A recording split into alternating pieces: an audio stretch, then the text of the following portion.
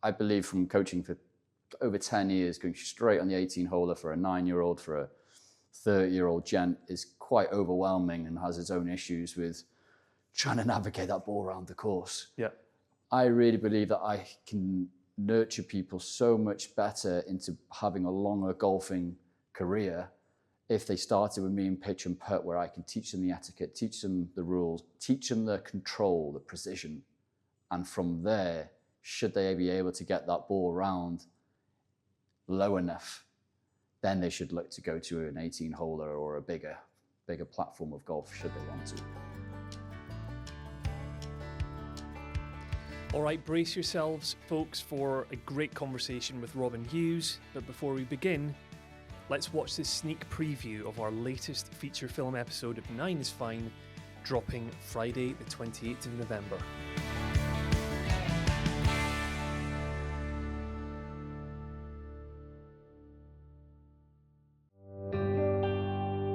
I think it impacted him in a way that he would be here till sometimes 11 o'clock at night.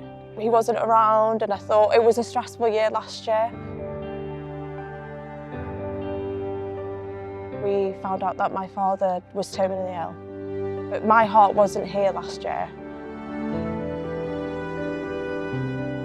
And I quit my job, and now this is my life. I love being here. You're holding a hammer. That's it. Keep your hands together today, and every shot, make sure you brush. I've watched Robin introducing golf to so many people, and then now this is his place, this is his stamp, and it's going to be amazing. I'm so proud of him. Thank you very much.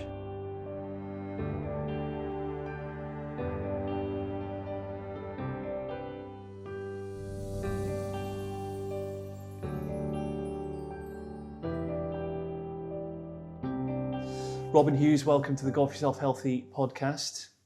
Thanks very much for agreeing to be our guest. We have a Welsh speaker on the podcast, and I've wanted to do this for a while. I need to ask you, how do you say golf yourself healthy in Welsh? Golf to hun yn mwyach. Golf to hun yn mwyach.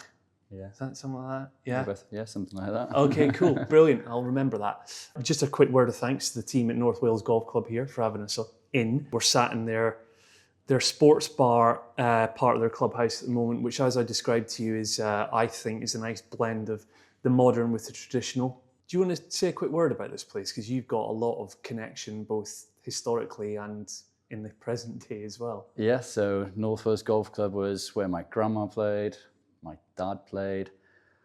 I was a junior here. A year after joining another local 9-hole golf course, which is called Bessers Coy. But yeah, I was brought up playing golf in this facility. Really welcoming place.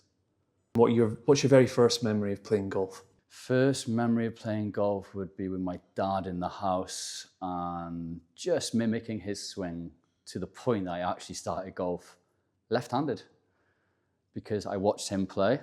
I watched his swing. Because he's a lefty. No, he's a righty, but when you're watching someone front on, you swing with the same way as they do, as a mirror. So I started playing golf left-handed, and I do believe now if I would have continued to playing left-handed, I would have won a major tournament. But my dad wanted me to switch to right-handed because he had sets and sets of golf clubs that were right-handed that one day he was going to pass them down to me, to which I've still not seen, Dad. Where are they? Well, speaking of golf clubs, I've brought this club in. I like to do this thing in the podcast called, this little segment called the Wellness Wedge. What you've got in your hand there, Robin, is my 60-degree wedge. And before I ask you what your wellness wedge is, I'll give you a backstory as to why that is my wellness wedge. And basically what I mean by it, I believe that first and foremost, one of the things that we can do to improve and maintain good well-being is to do difficult things, to learn new skills, right? And that 60-degree wedge is arguably, hitting a 60-degree wedge can be a tricky club to hit, right? And so I find that when you pull it off and you execute it to perfection, that sense of achievement that you get from it. But then equally, if you duff it or it's not so good, then there's always something to learn from it. And always learning is good for your well-being. So I think that's my wellness wedge. If there was a club in your bag that would sort of sum up that along similar lines, what would it be? When I was brought before the hybrids came out, it probably was my dad's 1-iron that I grabbed. You had to hit that off the centre back in the day. And if you hit that ball off the middle, that ball flew. But if you didn't hit it off the middle, then you had to go and practice. So basically that tells you that leads me that just before we hit record, I asked you about healthy habits, and you just said one of the best mental habits is to fall in love with getting better. Every time with golf, it's a long game to be hard on yourself, to have regrets, to look at all the things you've done wrong. Try your best to fall in love with actually getting better. That's not handicap. It could be two-putting, it could be a goal, it could be actually getting up and going to play golf. Anything to get better. You said something about getting stuff wrong there. Like, can you think what's the biggest thing you've got wrong per se in your life in golf, and what have you learned from that? Biggest thing I got wrong would likely be being too hard on myself in my teens. A lot of golfers really wish that they had the maturity that they maybe had in their 20s during their adolescence years, because I was so hard on myself with scores or a mishit or striving perfection all the time. And I'm really looking forward to getting back to playing golf pretty soon with a lot more zen in the mind and more experience from training other people, from training myself mentally as well, and really, really trying to be at ease with myself a bit more. So too much pressure on myself. What point would you say you realised that? Is that a more recent thing that you realised that you've got a track record of being hard on yourself? Have you always known that? I definitely realised it when I was playing university golf, but it started to improve then. Because I had to look, why was I being hard on myself? Was it because I expected too much? Maybe I had to change my expectations of what I was doing. A simple thing here, if I've not been practicing my putting for 3 months and I go to a big championship and I 3-putt the first 3 greens in a championship, you can't really expect too much more.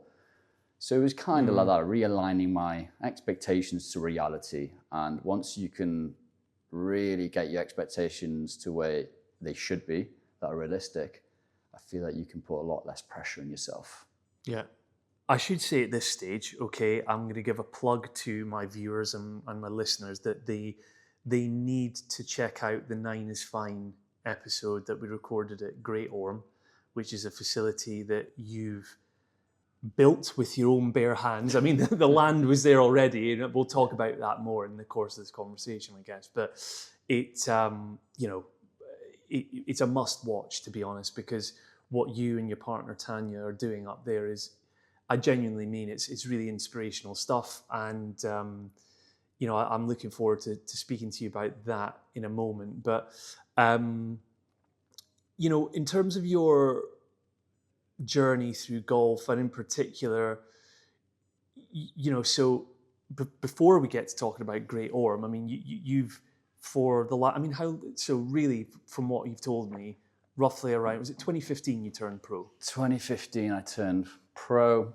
10 years. A good solid 10 years 10 of coaching. 10 years of coaching solid. Had to do a bit of coaching before that. 2009, 19 years of age, went over to America, coached over there in an academy, went back in 2011. You became pro in 2015, and only 2 years later you were PGA Wales Pro of the Year. Yeah, I didn't stop. just taught so much golf in the community, in schools. Pretty damn impressive. It was... Yeah, so 7 days a week, just teaching. It was easy for me because I enjoyed it, so I could just keep teaching. I taught at 3-4 different golf clubs, including this one. I taught in the community. I did so many new to golf beginner schemes, as well as getting the junior section at Northwest Golf Club from 4 juniors when I arrived from America to over 100 juniors in a couple of years. We had 3 junior teams here, so we had a really good pathway to golf. Let's unpack that a bit more. Okay. Right. So, so 4 juniors to 100 within a 2-year window. Yeah. You're going to have some pros in golf clubs listening or watching to this being like, that's like Mecca state in a way, because it's, growing a junior section can be challenging for various different reasons. But looking back on that, what were the keys to success? What were the key ingredients to making that happen? Consistency, number one. We set up a schedule, rain, shine, stick to your schedule. We did not miss junior sessions. If it was raining outside, we used to pull them into this room that you're in right now, and we used to do putting challenges, we used to do quizzes, sport, golf, rules, whatever to keep them fun, keep it fun. We did golf fitness, we did press-up challenges, we did all sorts. So the juniors loved coming inside doing a rainy day on a Saturday morning, so we were consistent. The second thing that every professional golfer or a coach should understand, you cannot do it all by yourself. I was fortunate enough to have really good volunteers who would come and help me here. We had a really good junior captain. We had a really good now two professional golfers have come through through that program, and they are teaching themselves now. I'm just taking a note here, Robin, because I'm in block capitals on my little iPad here saying you can't do it all by yourself. Number two. Well, there's a theme that you mentioned up at Great Orme earlier, which we'll talk about again later. But yeah, it's interesting, right? Because when I seem to remember, I've lived in Wales now for coming up 5 years, and it was around the time I first moved to Wales. I remember speaking to a guy called Brendan Pyle, who's the CEO of the Golf Foundation. Yeah. And he referenced North Wales Golf Club at the time as being a kind of like a gold standard example of where you could look to a club that's managed to kind of rejuvenate their kind of juniors section. One thing that sticks with me that he said to me at the time was, and it ties to that question I asked you around what were the ingredients to success. He was talking about how to grow a junior section, there needs to be passion there in the coaching faculty. Yeah. Because, yeah, some pros might kind of, know there's, yeah, it might talk a good game with it or whatever kind of thing, but actually some avoid it entirely. Yeah. So would it be fair to assume, I don't think I need to assume this because I know you a bit by now, and I think there is a passion there for like developing the next generation and junior golfers, but like, is that fair? Like, what role has kind of like passion and purpose played then for you in developing junior golfers? Hugely echoing what you say with junior golf, whether they want to play golf for the first time, whether they want to face the demons of playing a tournament, all these things that I feel that I was able to pass on to these juniors and what they had to experience by themselves are skills that they need to go to university, to get their first job, to get an interview, to maybe have a career in golf and management, teaching. And it's so cool to see students that I haven't even seen for 5-6 years come up to me. Hiya, Robin, I'm doing this now, I'm playing football, or I'm a personal trainer, or wherever it may be. And I do wonder did these sessions that we have inspire them to really try and go for something? Not necessarily golf, but anything really to try and motivate young children. I met you, Robin, probably, when was that? The community golf instructor training program? It must have been, was it September 2024? 2024, yeah. Yes, I think it probably would have or around that summer. Yeah. It probably was, because I was on a sabbatical from my corporate job at the time, and it was towards the tail end of that. And I guess, I've briefly mentioned purpose and everyone having a why for what they do. And so my why for enrolling in that community golf instructor program was, first and foremost, passionate about golf. Obviously, before I've started a brand called Golf Yourself Healthy, have a belief in the transformative ability of golf on people's health and well-being. But I also had the fire in my belly that had been generated by the loss of my son, and thinking I want to, I would wish that he would have lived to play golf and experience golf. And so one way that I can give golf to other people is by developing that skill set. And I'd like to effectively say thank you to you for putting yourself forward to actually lead that training, because had you not, then we wouldn't have met for a start. But I think I really appreciate how I've been able to meet kind of role model people like you along the way, and I sincerely mean that. This is a good time to bring in Great Orme here. So just, again, tell the viewer and the listener, like, they will, by the way, you have to, if you haven't been sold on it already, guys, you have to go and watch this 9 is Fine episode and see. I want everyone out there to experience Great Orme, by the way, because it's Amazing. Words I don't think can put across just how special and unique that place is. But give a snapshot to the viewer and the listener, like what's Great Orme Golf? Great Orme Golf is 3 weeks we've reopened, we're restored. It's actually been there since the 1950s as a pitch and putt. We walked through it 15 months ago and it was like a jungle.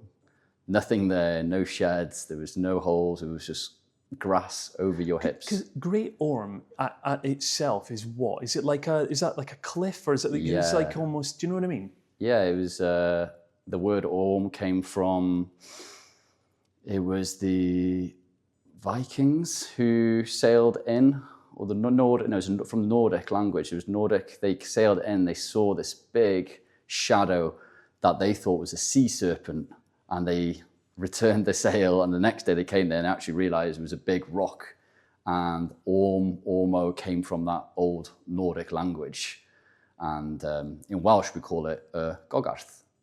And magical place. They've been mining there, so 4,000 years ago they were mining for copper, and that's what spearheaded the Bronze Age. It was the biggest mine in the world. Up there at Great Orme? That's right. No way. Do you want to tell the story of like the logo? Yeah, so we've got the Celtic Triskelion as our logo, so we designed our own logo, and big thing for me was why I created this pitch and putt, my family. There's 3 of us, myself, Tanya, and my 2-year-old son, Yago. And the Triskelion has 3 spirals, so I see that as each spiral representing one of us. The 3 continues into every hole, and the pitch and putt is a par 3. And when you're on the Great Orme, you're quite high up, and you can look up to the sky, you can look down at the land, and you can look at the sea. 3 things that the Celtics believed that were really special and sacred. So that's my interpretation of it, and that was my inspiration for the logo, which you saw today. We've got it on the flags, and we can't wait to get it everywhere around. Yeah, absolutely. It's a spectacular place. There's no other word for it. What are your hopes and dreams for it? Firstly, we've opened, so I'm so happy that we've opened. I'm now going to work as hard as I can this winter to make this a really special place for everyone to come to in the years to come. But I really believe this can be the leading pitch and putt in the UK. I really, really believe people can have such a good time coming over here, whether you like golf, whether you want a hot drink, which we'll be doing in the future, anything. We really are looking to have a really special place. So you were telling me earlier as well that part of the many different ways in which you're kind of trying to grow it and the passion behind it is pathways, right? So you were saying that we're here today at North Wales Golf Club, using Great Orme as effectively like a platform to introduce people to the game, teach them etiquette, graduate them up. Do you want to say a bit more about that? Yeah, so I believe from coaching for over 10 years, going straight on the 18-holer for a 9-year-old, for a 30-year-old gent is quite overwhelming and has its own issues with trying to navigate that ball around the course. Yeah. I really believe that I can nurture people so much better into having a longer golfing career if they started with me in pitch and putt, where I can teach them the etiquette, teach them the rules, teach them the control, the precision. And from there, should they be able to get that ball around low enough, then they should look to go to an 18-holer or a bigger platform of golf should they want to. Yeah. So this next thing I'm going to ask you, right? Again, before we hit record, you and I were kind of setting the world to rights and talking about how we've got seemingly this shared trait of having an absolute cluster, never-ending stream of all these amazing ideas and how are we going to find time to do all of it, and our partners and wives, whatever, being like trying to rein us back in for the sake probably of our sanity, their sanity and our sanity and our health and well-being. I was saying to you earlier that there's this paradox, right?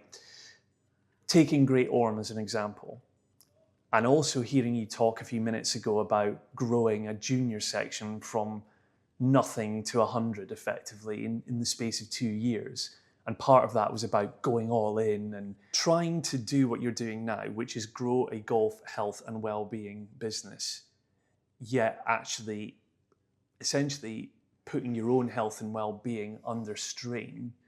How have you found that? It was hard. Didn't realize it at the time. Now that the clocks have gone back now, so I'm unable to work until midnight. So that kind of helps me maybe reflect on what I was doing. But at the time, I didn't even think it was crazy, just laboring for 12 hours straight, having a family, bruised, bleeding, not eating enough food, not drinking enough water during however many heat waves we had this year. It was really tough, but I knew what the answers was. You drink, you rest, you recover, you do all these things, but I just did not listen to myself. I just kept pickaxing, or I was so focused on getting this place open. That's all I wanted to do, was open the Great Orme Golf. I truly had that vision in my head, and I wanted other people to see what I could see in my head. I had no problem sleeping every night. I'd go back to bed and I'd just picture what the golf course was going to look like, and I'd start on hole 1. But I soon realized I wasn't getting past hole 3 because I was already asleep by the time I got to hole 3. So then I used to start on hole 9 and then go in reverse order. So that's how I pictured every kind of blade of grass of that golf course to redesign it and create. It's been really special. You know, there's again, I think something, if folks watching, listening, go and check out that 9 is Fine episode we did at Great Orme. There's like, just the setting around it. You've got like the tram that operates just up the hill from it, kind of thing, and like, you know, you and I were standing up at the top of that hill whilst producer Lewis, who's here now behind the camera, was up there sort of like filming that. And I just, that view, to look back at Great Orme Golf, you know, I felt proud for you. I was like, imagine, like, you know, it's incredible just to look back and see what you've created. Yeah, it'll never be the same again.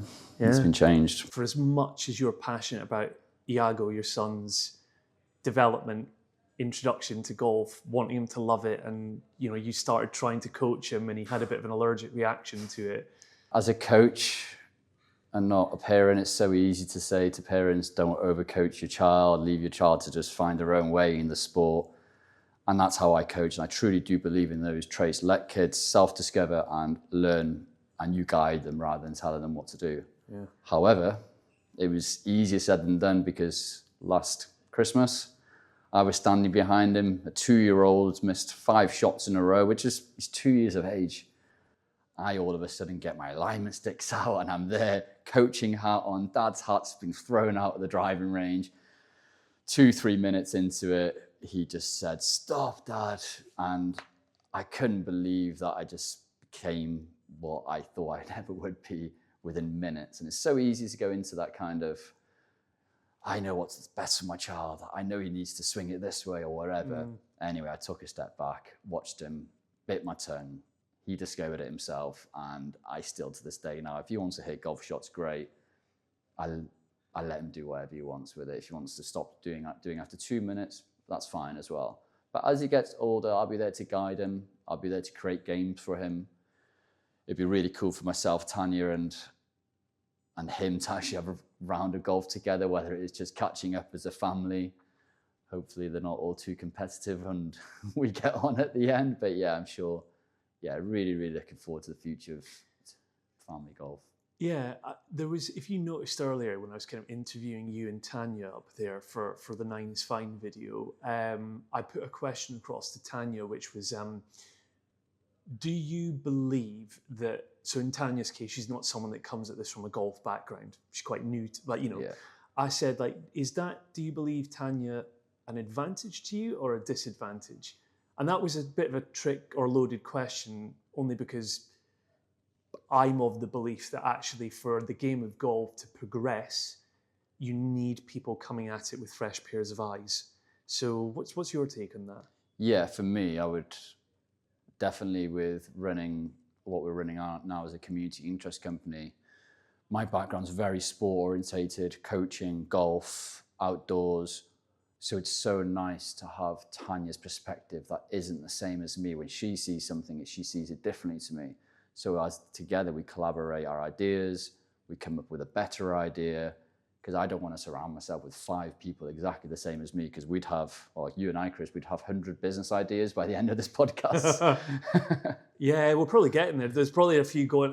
In fact, the minute we stop recording, well, I'm sure we'll have a conversation about the ones that have emerged in our minds while we've been talking. But yeah. Yeah, so yeah, she's good, very good, and very grateful. Brilliant.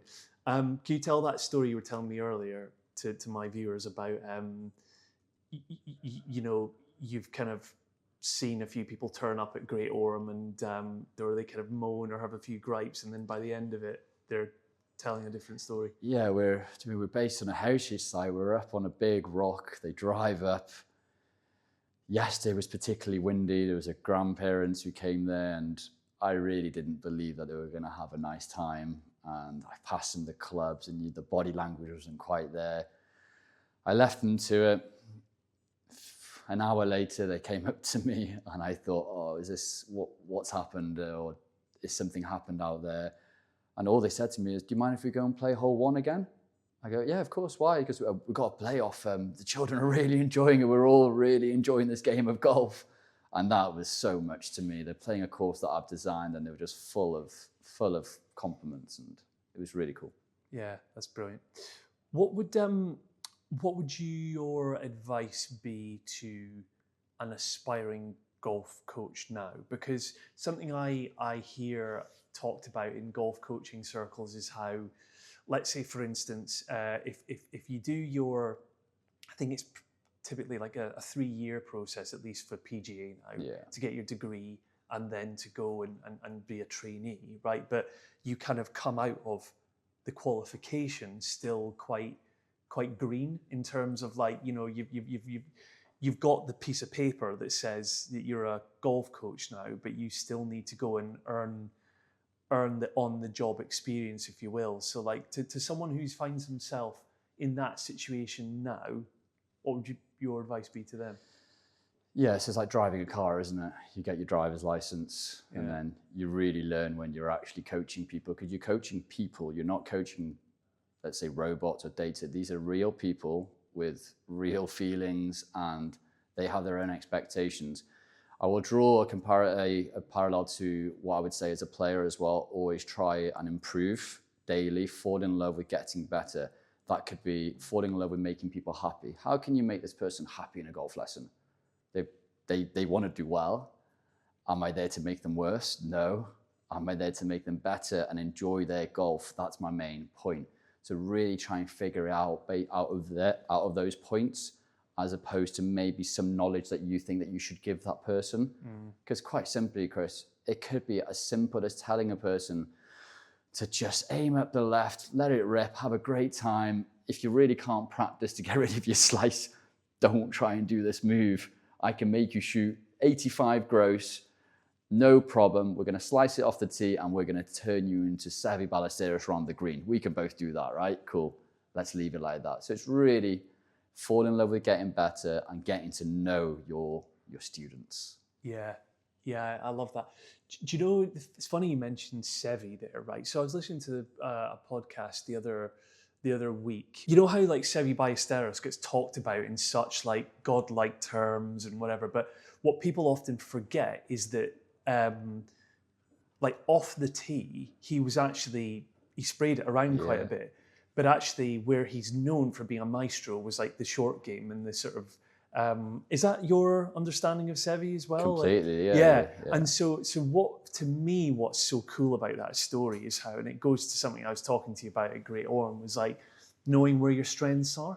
And as one of my best friends, Andy Thomas, who listens to the podcast a lot, once said to me, he's like a really good golfer. He's like, there are no pictures on a scorecard in relation to the, you know, do you know what I mean? So Completely, it's like, because if you're competing all the time, let's say against Andy, you'll soon forget about the way that your swing looks if you were just playing head to head every day. Yeah. Or you were playing, I don't know, if you were playing tennis or ping pong. I don't know what I look like playing ping pong, but I'll play it. Yeah. So yeah, that self-image can really get in the way of actual good performance, I believe. Yeah, totally right. I love that self-image. It's like, okay, so how do you see yourself as a golfer? and your intention just to go out there and play casually and enjoy it and play with your mates? Or, for example, is it that, or is your intention to be competitive? And like, so that's the yardstick by which you should almost judge yourself, because then if your intention's this, but then you're actually being really hard on yourself, which actually doesn't link back to the thing that you are trying to get out of golf, well, you're always going to be on a downer about yourself. Completely, and that's 80% maybe of my students, or people who've come for lessons first. So you're having to manage expectations. Yes. Create new goals. Talk to each other. What is actually possible? You're shooting 110 gross. Yeah. Are we going to shoot 73 gross next week? Likelihood not. Yeah. Can I get that down to under 100 gross? Yeah, we can do that. What does it require? And then you create a plan with each other. And it's a game, guys and girls. It really is a game that's been made so difficult. I really believe it's a game just getting the ball into the hole. It's direction, it's distance. Control those two things and you'll do well.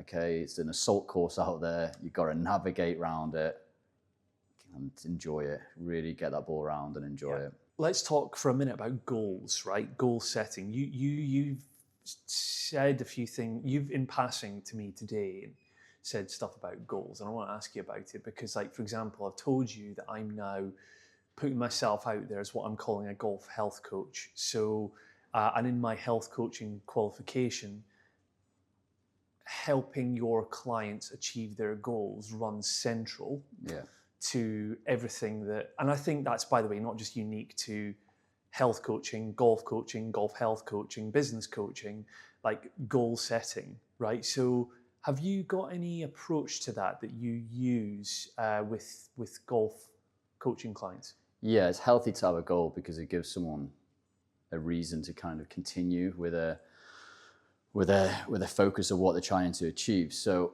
the goals could easily be, the typical ones are always handicap and results, but really try and get goals of fitness or goals of putting or chipping or whatever it may be. I truly believe when you set goals to yourself, it will help you get that ultimate kind of result, happiness and performance. Why is that, do you think? Because so for me, for instance, I'll just throw it out there. I'd love to be, I've got a pitch and putt course. I've got a knee operation coming. So the likelihood is a goal of winning the US Open, not realistic. However, a goal of becoming the world's best pitch and putt player, I'll wake up to that and I'll think, okay, now how do I get there? Then I've got to pick up loads of other goals of how I become the world's best pitch and putt player. Right, yeah. So then I have a lot of smaller goals within that big kind of outcome goal to how to get there. So for me, it would be, well, I only need to train 40 to 100 yards off the tee.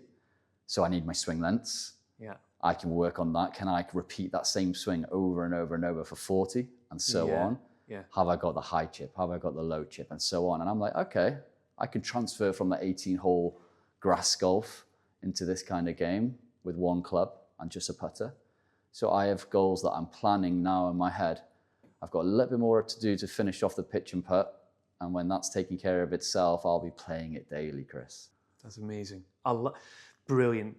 Big goal, break it down into smaller goals as a pathway to get to the bigger goal. Completely. Because, you know, like you can know with confidence then that you ticking off those smaller goals builds the confidence that leads to the bigger goal. Completely. So there's always a positive sense of accomplishment on the journey. And it's goals as simple as, okay, an outcome goal. Yes, you want to be the world's best pitch and putt player. I'm starting from the bottom of the pile now. Okay, so first, compete against everyone else in the area. Yeah. Let's train hard against, there's so many good people, amateurs who maybe wouldn't be able to play a pro game, but they could be very high level in pitching. Yeah.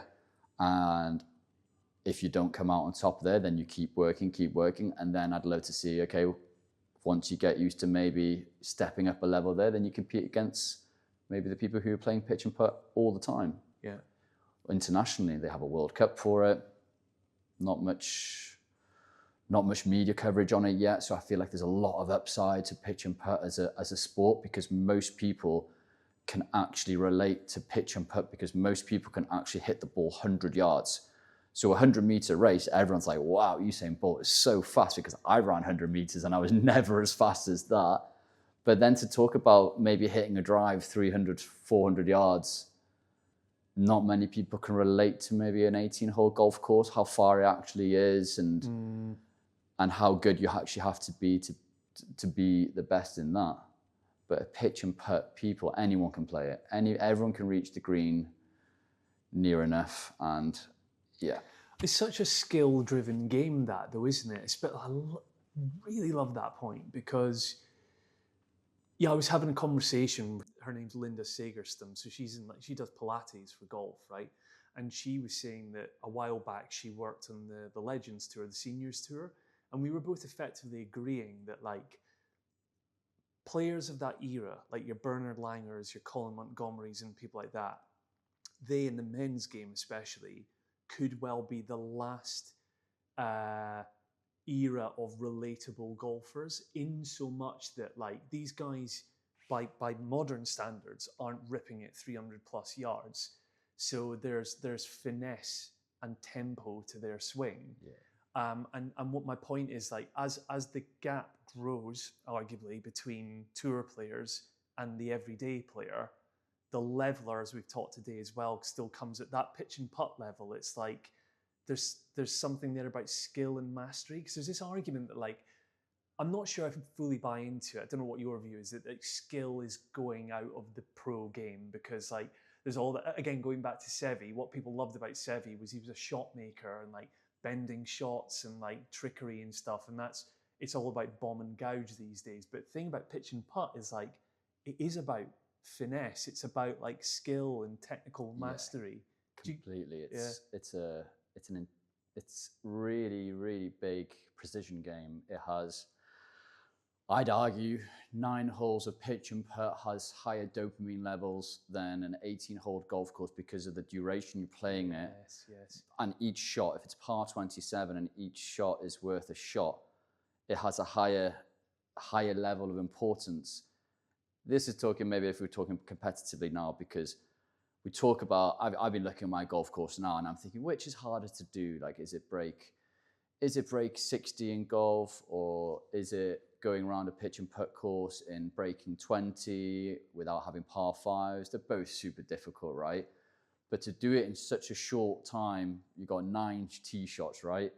Like a 9-darter in darts. Who can keep that streak going, or going 2 all the way around? 18 shots on 9 holes is the ultimate goal. That's brilliant, because it's quite funny. Like we caught it on camera earlier. I think it was the 9th hole where like I knocked it off the tee and probably knocked it to within like 4 or 5 feet or something. And you were down there rolling on the greens, and you're like, yes. And then I pulled the putt left, missed it. Do you remember? Yeah. But imagine the streak. Imagine you've birdied every single hole and then only to let it go on that one. Yeah. To continue the momentum of keep going with birdies all the way around. It's mentally amazing for whoever's going to do it. I can't wait for it to see it happen. No, totally. But what you said there was something about how the dopamine hit is it's so interesting, right? Because you compare pitch and putt at your place, Great Orme, and then like with a full length 18-hole course. Part of me was thinking, like, actually, because of in that example of me on the 9th hole, a big high, I've hit a perfect tee shot, a big low because I've just missed the birdie. The great thing about that format is the opportunity to correct course and have the high again comes quicker than it does on an 18-hole course. Because where do you get the highs from on an 18-hole course? Probably birdies again, but it takes longer. Do you get what I mean? Because like the distance. Yes, it's just longer in between shots. It's like a crunching tackle in rugby. It's happened there and then, right? But golf has that separation of the shot, doesn't it? Yeah. So yeah, it does feel more fast-paced. Maybe it felt more fast-paced playing today. I played with a pro the other night, and we played one round, and we were like, should we go again? Played another round. Should we go again? Yeah. And then we're becoming kids again. We're playing. We're enjoying it. Yeah. You said something to me earlier, which I loved as well, which is almost like about how we as adults need to find the child within us again. Correct. We forget very quickly how to have fun. We take ourselves too seriously, and I think, that's what Great Orme does. I think it, and also it kind of, I can see how or why that's where, you know how we always talk in golf about how you get the bug quicker in Quicker a pitch with a and putt. pitch and putt, completely. Kids get to play. Yeah, Adult get to play again. yeah, Everyone's playing, and yeah, you get addicted to the game because you're playing golf. You're playing golf that you can complete the 9 holes in a realistic time. You can celebrate a birdie and a par. You don't have to go out and, like I've said before many times, 14, 15 shots when I was young on some of the holes when it's 30-mile-an-hour wind and you're 80 years of age playing full-size courses. Difficult. yeah, definitely.